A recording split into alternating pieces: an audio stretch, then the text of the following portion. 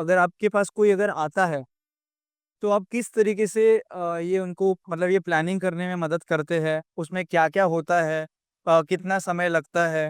मतलब पहले क्या होता है? आखिरी बार क्या होता है? बच्चा होने के बाद भी कुछ करना पड़ता है?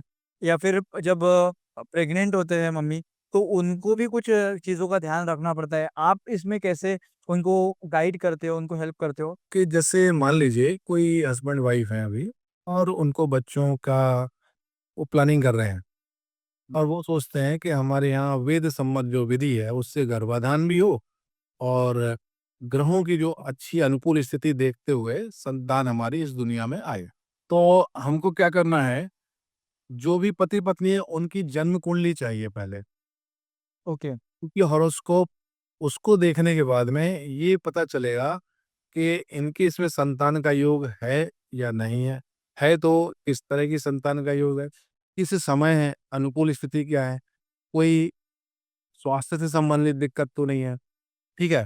सब चीज़ों को देखते हुए अगर कोई दिक्कत है तो उसका निवारण करते हुए, उसका सॉल्यूशन करते हुए, फिर उनसे पूछ करके कि भाई आपको किस तरह की संतान की इच्छा है, उनकी इच्छा को वो व्यक्त करें। उनकी इच्छाएँ व्यक्त जब वो करेंगे, तो फिर उस हिसाब से हम देखेंगे कि ये ग्रह पावरफुल होते हैं, तब ऐसा संतान पैदा होती है। जैसे किसी ने कहा जी हमको राजनेता चाहिए, मोदी जी जैसा चाहिए। अब मोदी जी के जो कुंडली में ग्रह बैठे हुए हैं, वो ग्रहों की हमको मतलब स्थिति देखनी होगी अब ये कब बनेंगे। लेकिन होता क्या है कि मोदी जी भी वैसे ही पैदा हुए जैसे हम लोग। इसलिए बेचारे जन्म के कुछ समय बाद बरसों भटकते रहे यहाँ-वहाँ।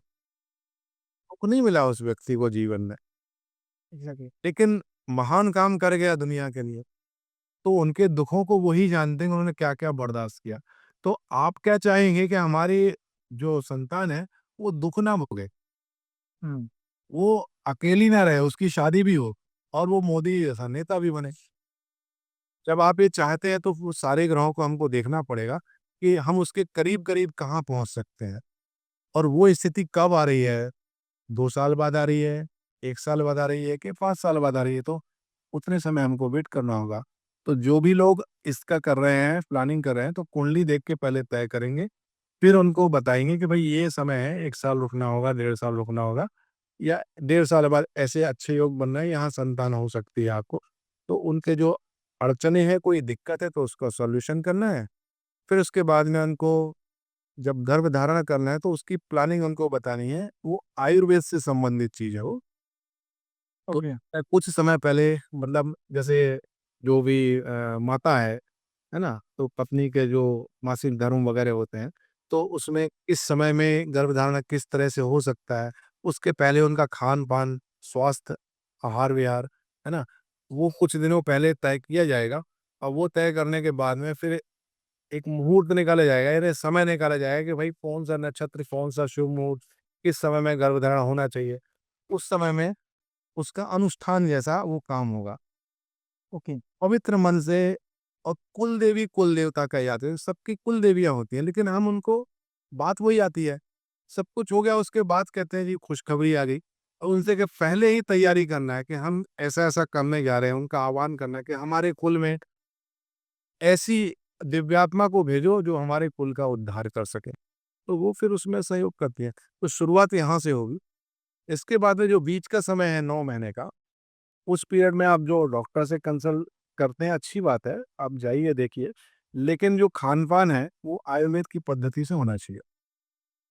और उस समय में माता के जो संस्कार हैं, वो क्या पढ़ेगी, क्या सुनेगी, किस तरह से रहेगी, किस तरह का खाएगी, कैसे माहौल में रहेगी, उसका उसको एक जानकारी दी जाएगी, उसको फॉलो करेंगे मतलब एक तपस्या होगी उनके जीवन की और अपने बच्चे के लिए जो बेहतर सोचना है और बस जब लगभग मान लीजिए 1 साल की प्रोसेस हुई, तो जिस दिन बच्चा इस दुनिया में आ गया, उसके बाद में तो समझिए रिज़ल्ट मिल गया। आपने साल भर पढ़ाई की, ट्यूशन ली, कोर्स का कंप्लीट किया ध्यान से, अब रिज़ल्ट आ गया।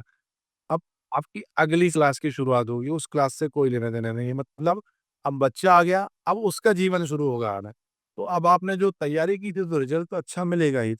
तो फिर वो आगे कुछ नहीं करना, फिर बच्चे की पूंजी तो हम लोग बना ही लेंगे और बच्चे का फिर परवरिश जैसे करते हैं, वैसे करेंगे और उसके रिज़ल्ट आप अनुभव करेंगे कि आपने जो अभी किया है, उसका उसके जीवन में कितना प्रभाव है, वो धीरे-धीरे आपको पता चलते जाएगा और वो अच्छा ही निकलेगा। क्योंकि जब अभी किसी भी व्यक्ति का ग्रह अगर अच्छा है, मान लीजिए केतु अच्छा है, राहु अच्छा है, शनि अच्छा है, उसके आधार पे जितने भी ज्योतिषी बता रहे हैं, जब वो सही बता रहे हैं, तो बच्चे की कुंडली तो हम पहले से ही बना के रखेंगे।